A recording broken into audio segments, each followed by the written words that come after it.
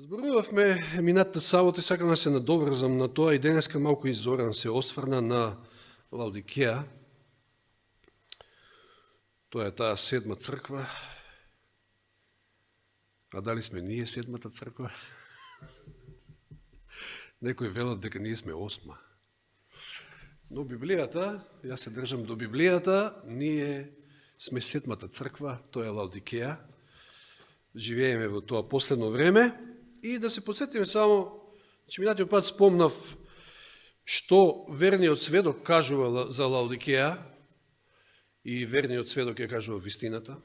Лаодикеја мисли сосема спротивно, значи има многу искривен поглед за себе, искривена слика, погрешна.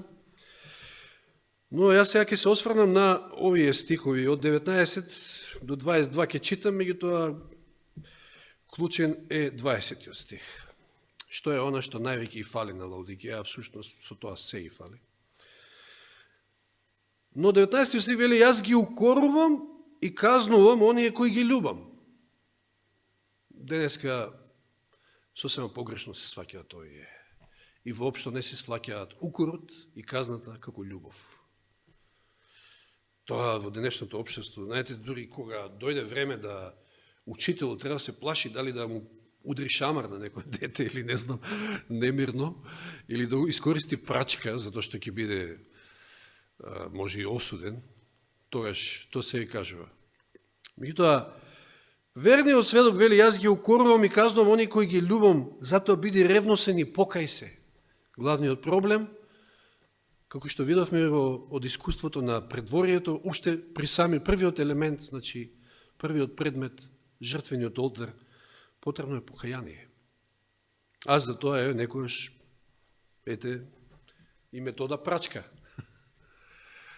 Така речено. 20 стих е клучниот. Еве, стојам на вратата и чукам, ако некој го чуе мојот глас и ја отвори вратата, ќе влезам при него и ќе вечерам со него и тој со мене. Лаодикеја го нема Христа. И со тоа нема ништо. И може да се занесува колку сака Лаодикејецот, меѓутоа кога го нема Христа, тојаш има нешто друго. И сега ќе видиме зошто Лаодикејецот не ја отвара, зошто му е тешко да ја отвори вратата за да влезе Христос, затоа што, нели, како што сега тоа го нема во Библијата, ама сте ја гледале она илустрација како таа врата има само квака од внатре, нели? А и добра илустрација, затоа што Господ со сила не влегува. Господ ја почитува слободната воља, значи ако вие му отворите, ќе влезе, ако не. Слободната воља е светиња за него. И вели на оној кој победува, а ќе победи оној кој што ќе му ја отвори вратата на Исус, ќе му дадам да седне со мене на мојот престол, замислите си каква чест. Ќе му дадам да седне со мене на мојот престол, како што и јас победив и седнав со мојот татко, Исус вели, на неговиот престол. Кој има уво нека чуе што им зборува духот на црквите. Значи Исус чука, упорно чука и добро е, сепак е добро додека се слуша чукањето. Лошо е ако престанеме да го слушаме, тоа е веќе опасна ситуација, но добро е додека го слушаме. Зошто Лаодикејецот не ја отвора својата врата? Меѓутоа, пред да одговориме на тоа прашање, да се подсетиме на богатиот младич. Неговата средба, богатото младо момче, така да кажеме, неговата средба со Исуса. Во Матеј 19:16 вели, и ете, еден му пристапи и рече, учителе добар, какво добро да направам за да имам вечен живот? Едно од најважните прашања во Библијата. Како до вечен живот? Или во Лука 18:18 ќе очитам паралелниот стих, вели, и еден началник го праша, велејќи, учителе добар, што треба да направам за да го наследам вечниот живот? И Исус како му одговара, значи да се подсетиме во Матеј 19 се враќам, од 17 до 20.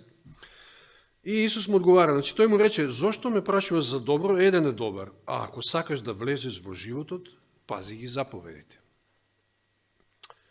И овој го праша, а кои заповеди? Сега, дали Тората, што? Исус,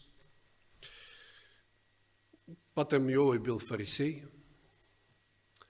и обично слика и прилика за Лаодикеја се баш фарисеите, затоа што се само бендисани, само праведни. И му вели Исус, не убивај, не прелюбодејствувај, не краде, не сведочи лажно, почитувај ги татка си и мајка си и люби го својот ближен како себе си, сите од втората плоча.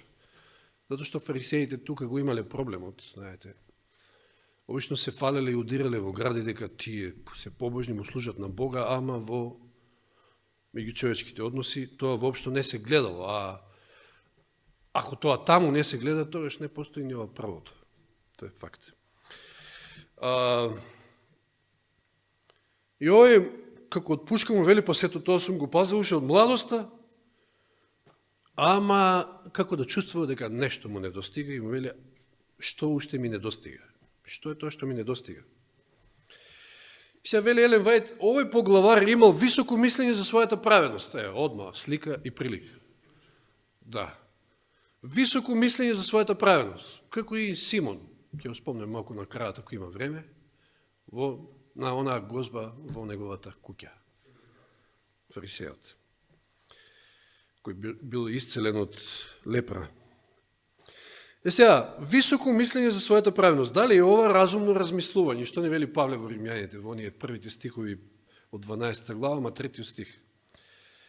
Она што на сите нас ни е потребно и што треба да го практикуваме секој ден, тоа е она што го моли Давид во 139 псалм, последните 2 стиха, 23 и 24, мислам дека беше. Испитај ме, Боже, погледни, испитај ми го срцето, види да не идам нешто по погибелен пат. Потребна е таа добра интроспекција, што се вели. И сега во Римјаните 12.3 вели, зашто преку благодата што ми е дадена му велам на секој еден помеѓу вас, Павле вели, Господ преку него, да не мисли за себе повеќе од колку што треба да мисли. Туку мислите дека ви бидат насочени кон разумно размислување, според мерата на верата кој Бог му ја доделил секому. Значи, оној кој што мисли за себе повеќе од што треба, не размислува разумно. Тоа не е разумно размислување. Односно е многу неразумно, затоа што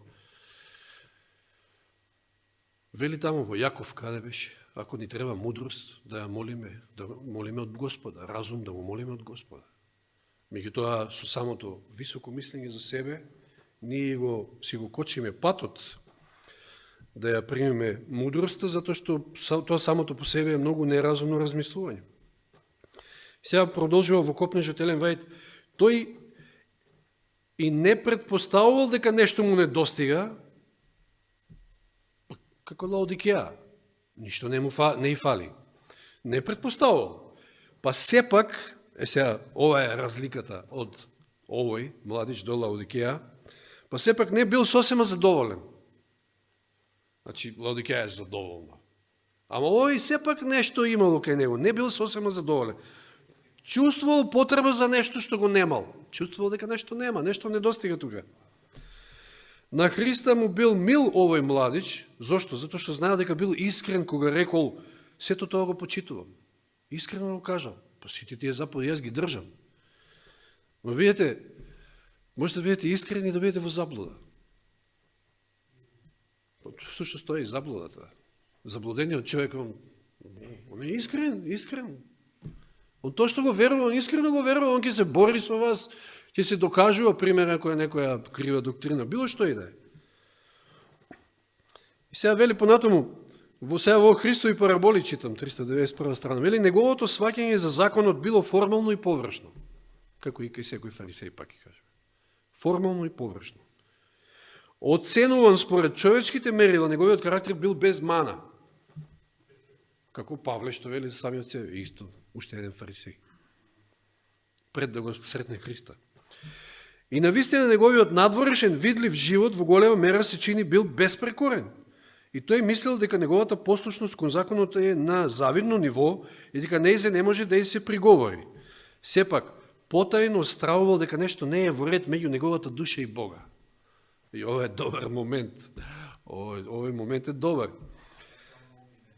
Да, тоа го навело да праша што треба уште. Уште нешто фали. Што треба уште? Еве го држам законот, уште нешто фали ли? И сега вели во копнежот повторно, Христос го читал срцето на овој поглавар, како што ги чита срцето на секој од нас, му не достигало само едно, ама што велиме, ама вредно. Само едно му не достигало. Тоа било начело од животна важност. Најважното. Значи, едно му не достигало, ама најважното му не достигало. Во душата му била потребна Божја љубов. И лаодикеецот ја нема Божјата љубов. Пошто го нема Христа, Христос е надвор, ја нема Божјата љубов. Оваа потреба, ако не се задоволи, ќе биде судбоносна за него. Целата негова природа ќе стане изопачена. Значи, ќе се доизопачи, да кажеме. Со попуштањето би се засилила себичноста. За да може да ја прими Божјата љубов, морал да се откаже од големата љубов кон самиот себе. Тука бил проблемот. Се љубел самиот себе, од тоа требало да се откаже, за да ја прими Божјата љубов и имал идол, парите, сепак богатството му биле идол, и тоа исто бил проблем, голем проблем, кој што се испречувал. Понатаму продолжува Елен Вајт во параболите. Љубовта е темел на побожноста. Значи, тоа е темелот. Независно од тоа што зборува, никој нема чиста и вистинска љубов кон Бога ако не покажува несебична љубов кон својот брат. Меѓутоа, љубов не се стекнува само со обид да ги љубиме другите. Да се обидуваме сега да ги љубиме, затоа што тешко е, нормално, човечки не можеш. Некој едноставно не можеш да ги сакаш човечки. Неопходно е Христовата љубов да се всели во нашето срце. Значи, не да се обидуваш, туку да дозволиш Христос да влезе во твоето срце и тогаш ќе си дојде природно. Кога нашето јас наполно ќе се загуби во Христа, внимавајте, значи тоа е распнување на нашето јас, љубовта ќе се појави спонтано, без ние да бидеме свесни за тоа. Не е можно срцето во кое што живее Христос да биде скудно со љубов. Ако го љубиме Бога, затоа што Тој прв не љубел нас, ние ќе ги љубиме и сите за кои што Христос умрел. Значи, овој млад човек ја немал агапе љубовта. И еве сега да видиме зашто Лаодикеја не ја отвара вратата. Истиот проблем е, всушност. Вели Елен Вајт, покажано ми е дека најголема причина што припадниците на Божиот народ, сега ќе се сетиме на 19 стих, ги укорувам и ги казнувам оние кои што ги љубам, биди ревносен и покај се, и потоа вели Исус чука на срцето. Сега тука Елен Вајт тоа го фаќа. Покажано ми е дека најголема причина што припадниците на Божиот народ се наоѓаат во ваква состојба на духовно слепило, нели, Лаодикеја е слепа, затоа и треба и очна маст, е во тоа што тие не дозволуваат да бидат поправени. И реално кажано, кој сака укор? Кој сака укор од луѓето? Никој. Сите сакаат убаво да им зборуваш, да им ласкаш, да... Меѓутоа, да, значи, ама јас ги укорувам и казнувам оние кои ги љубам. Значи, тоа е исто љубов. Што вели во пословици мудрот Соломон? 27 глава пословици 5 и 6 стих. Запамтите и овие зборови, ако не запамтите ништо од ова. Јавниот укор е подобар отколку лажната љубов. Вториот. Ударите од пријателот се искрени, а бакнежите од непријателот изобилни или лажливи. Другиот превод вели. И па сега шо сакате, едното или другото? Исус, верниот сведок, ќе удри ако треба, удира, ама затоа што не љуби, затоа што сака да не освести, ќе не стави у ситуација, у околности за да не освести, затоа што не сака, спасението е поважно од се друго. И сега вели читамо третото сведоштво. Многумина ги презираат укорите и опомените кои им се упатуваат. Верниот сведок ја осудува оваа млакост кај припадниците на Божиот народ, која на сатаната му дава голема власт над нив во ова време на стражарење и чекање. Че оние кои што ги отфрлат укорите му даваат предност на ѓаволот во нивниот живот. Вистински пријателски укор, за тоа зборувам нормално. Па Исус кој ги укорува и фарисеите, Не бил он бесен, како што често пати знаеме ние да бидеме, за жал. Тоа е разликата на таа агапе љубов. Значи, целта му била да ги освести. И некојаш ете за таквите тврдокорни луѓе потребни се и такви некои моменти, методи. Покажано ми дека сведоштвото за Лаодикеја се однесува на припадниците на Божиот народ во ова наше време, а причината што тоа не извршува подлабоко влијание е страшна работа, безчувствителноста на нивните срца. Замислите. Лаодикејското срце, затоа што го нема Христа, Христос е надвор, може да биде толку безчувствително. Таква, да нема некојаш елементарен осет за некои работи. Но Бог остава време пораката да го изврши своето дело. Значи, потребно е време, пораката на верниот сведок, вистинитиот сведок, срцето мора да биде изчистено од греовите кои толку долго време ја затварале вратата за Исус. И сега, кој е проблемот? Зошто вратата не се отвара? Греовите. Повторно искуството од предворието. Ако не се остави греот, ако не дозволите Господ да ви изчисти од греот, не може Исус да влезе. Он со греот нема ништо. Таа застрашувачка порака ќе го изврши своето дело.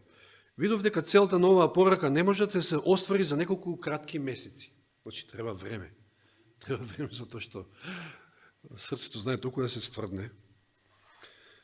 Видов дека целта на оваа порака, нејзина цел е да ги разбуди припадниците на Божиот народ и разоткривајќи го нивното духовно пропаѓање, да ги доведе до сесарно покаяние. Ево тоа.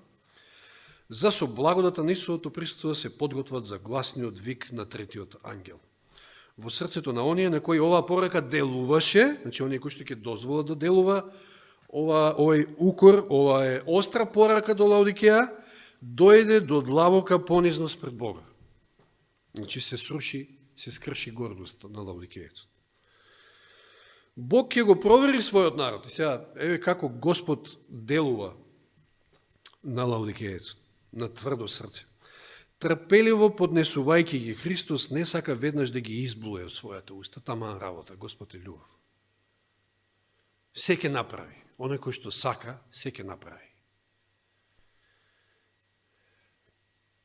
До изнемоштување некојаш дори. Бог го одмерува својот народ, кажа ангелот. Бог го чита срцето. За припадниците на Божиот народ во поглед на својата состојба да не се измамени самите себе, тој остава време возбудувањето да помине, а потоа ги проверува за да се види дали навистина го прифатиле советот на вистинскиот сведок. И вика, Бог ги води припадниците на својот народ чекор по чекор. Внимателно, значи. Тој ги доведува во различни положби и околности за да се покаже што им е во срцето. Па што беше искуството во пустината? Зошто Господ дозволи да ги... За да си видат самите што им е во срцето. Затоа че често пати не знаеме што ни е во срцето.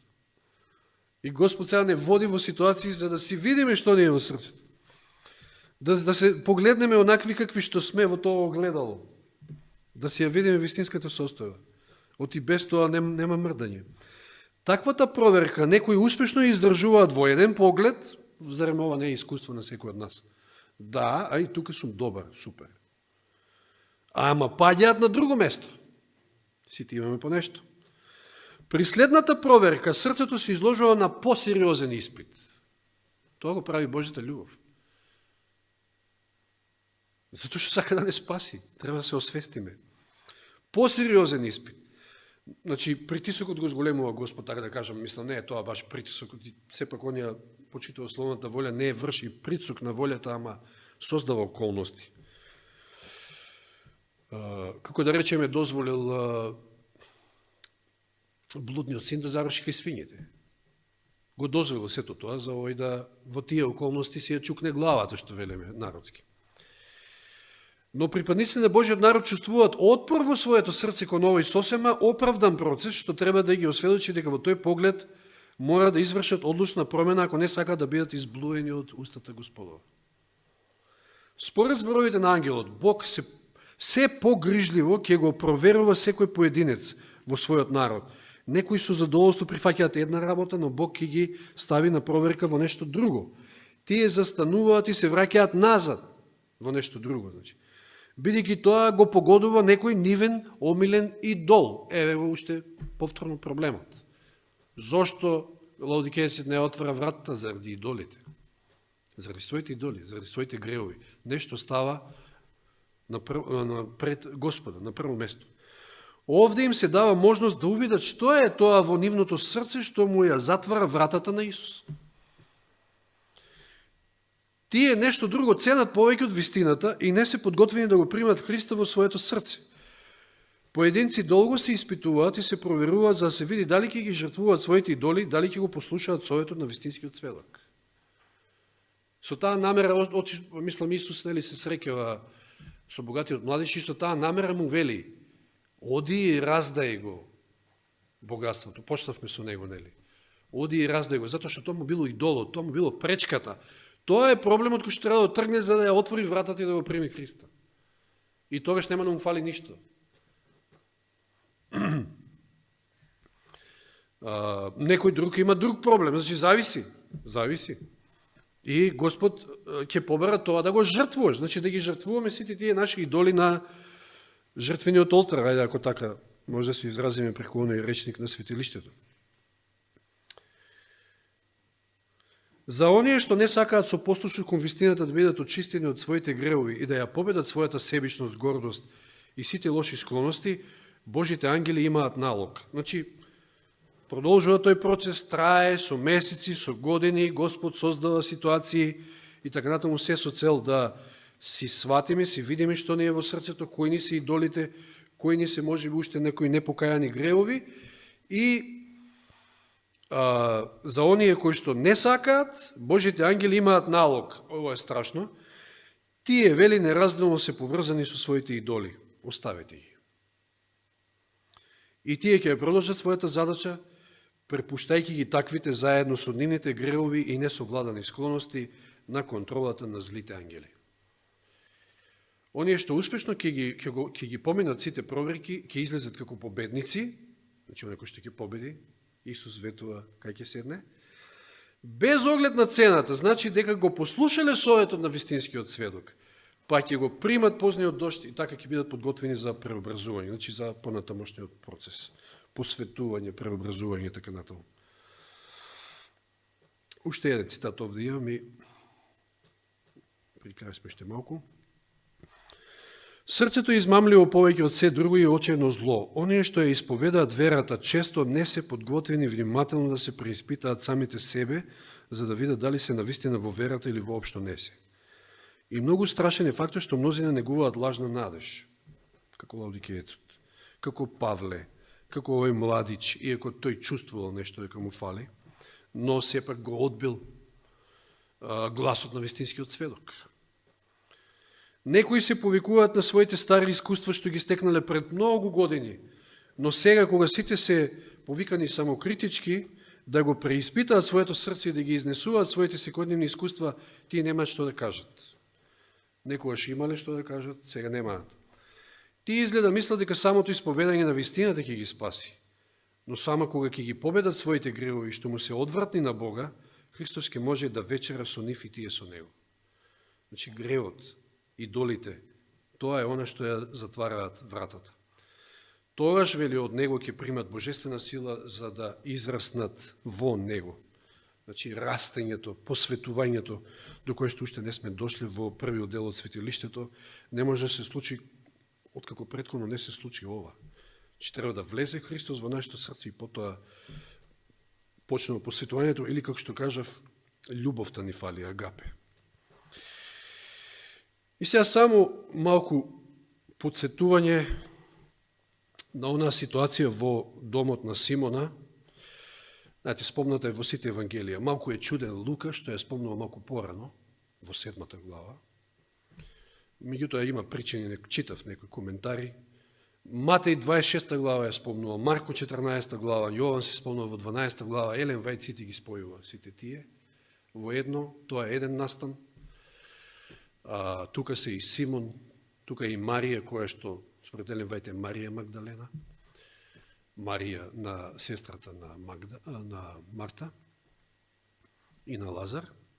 Како и да е, тоа е таа сцена, знаете што се случува во таа соба, кога Марија ќе го направи она големо дело на љубовта, или она дело за кое што вели Исус, нема никош да се заборави, значи секојаш и секаде кај што ќе се проповеда Евангелието, ќе се спомнува незиното дело. Ја излеала својата љубов, излевајќи го тоа масло, својата благодарност. И се сеќавате, Исус му вели на Симона, му кажува, кој повеќе љуби? Оној кој што должил тамо 10.000 или оној што должи 100, пример. Симон вели, нормално, па на оној на кој што повише ќе му се прости, тој повише љуби.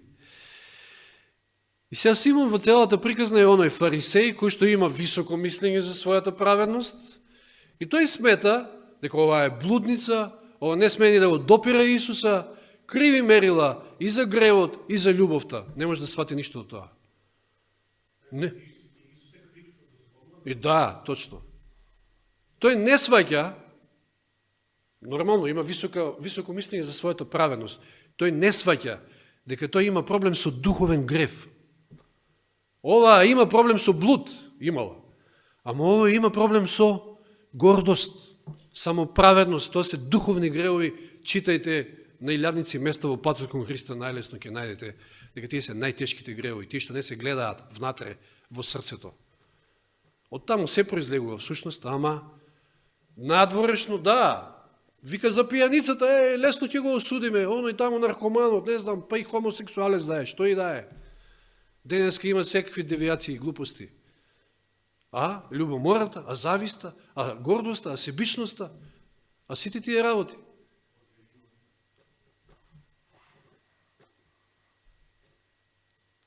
И што е поголемо за него? Што е поголем грев? Гордост или блуд? Мислам и тоа е грев, и тоа е грев, нормално, ама тој како гледа и како Исус, што му вели Исус, значи кој е поголемиот грешник според Исуса? Па Симон, па дори таму Елен Вајд вели дека тој ја вплеткал Марија во таа дејност, да кажем. Значи тоа па уште повеќе му е зголемува вината. Па не знам што и како, ама у секој случај. А Јуда од друга страна, Исусов ученик, демек е заинтересиран. Јавно покажува интерес за сиромашните. Значи, надворешно он се прави светец. Па како во ова растурање тоа ќе се дадеше за сиромашните? А зашто мислеше за својот джеб? Вау! Еден од Христовите ученици. Од Божјата црква. И дури забележува дека Марија се расфрла, а тоа е слика на Божјата љубов. Тоа е Божјата љубов агапе. Како да вели Господи, па ти се расфрлаш, не треба толку да сакаш, помалку сакај. Еве како ја што сакам, човечки. Не. Божјата љубов не е човечка. Видите, погрешни мерила и кај Симон, и кај Јуда, погрешни гледања. А само Марија е таа слика, вистинска слика овде, која што исполнета со љубов и ја излева без мерка. Тоа е вистинската слика, како што денески во пуката гледавме тие тип, антитип, дури тоа може тука некако да... Као споредно во суштина. Значи, преку излевањето, безрезервното излевање на тоа масло, кое што таа, кој знае колку заштите да потрошила за да го излее врз Исуса, всушност ја покажала Божјата љубов каква е. Неизмерна. И затоа после е најверниот негов следбеник, кога сите ученици се разбегаат, таа е прва е и на гробот, прва е покрај крстот. Затоа што многу и било простено, тоа го сватила, таа била свесна за своите гревови и ја примила Божјата милост. Како беше една мисла, вика, се доека не ја сватиш горчината на гревот, нема да ја сватиш, нема да сватиш колку е сладка прошката, колку е сладка Божјата љубов, се доека не ја сватиш горчината на гревот. Тоа го сватила и затоа и се гледа кај неа таа божествена љубов, исполнета е со неа. И затоа незиното дело ќе се памти до ден денешен. И тоа е заклучокот на крајот и за Лаодикеја, дека се што и треба на Лаодикеја е агапе, таа божествена љубов, односно, со други зборови, Исус да влезе во срцето. Оти, накратко кажано, оние први 3 стиха од 1 Коринќаните 13 глава за љубовта, оти ако се и јазици, и знаења, и пророкувања, и не знам, голема хуманост, ако сето тоа е без љубов, е безвредно. Нека Господ ни помогне да го имаме она вистинско искуство на предворието, да го распнеме своето јас, да имаме вистински погледи за состојбата на нашето срце, заради тоа треба често пати се испитуваме, да клекнуваме, да бараме од Бога, да видиме дали уште нешто има тамо негде во некој агол од нашето срце и да му го предадеме на Исуса за тој да може да влезе. Знаете, вакуум простор не постои. Сега да ве навратам малку на онаа парабола со куќата која што беше исчистена, изметена, празна, ама не остана празна, не останува празна. Ако не се исполни со Духот Свети, со Исуса, тоаш лугавиот ќе исполни со нешто друго и состојбата ќе стане уште полоша, тоа што читавме за Лаодикејецот. Од првата. Затоа Господ нека ни помогне, доека е време, а време има, времето на милост. Фала му на Господа, се уште трае. Господ е толку многу милостив, ама има крај на таа милост. Затоа да го искористиме тоа време максимално како што треба. Слава нека му е на Господа. Амин.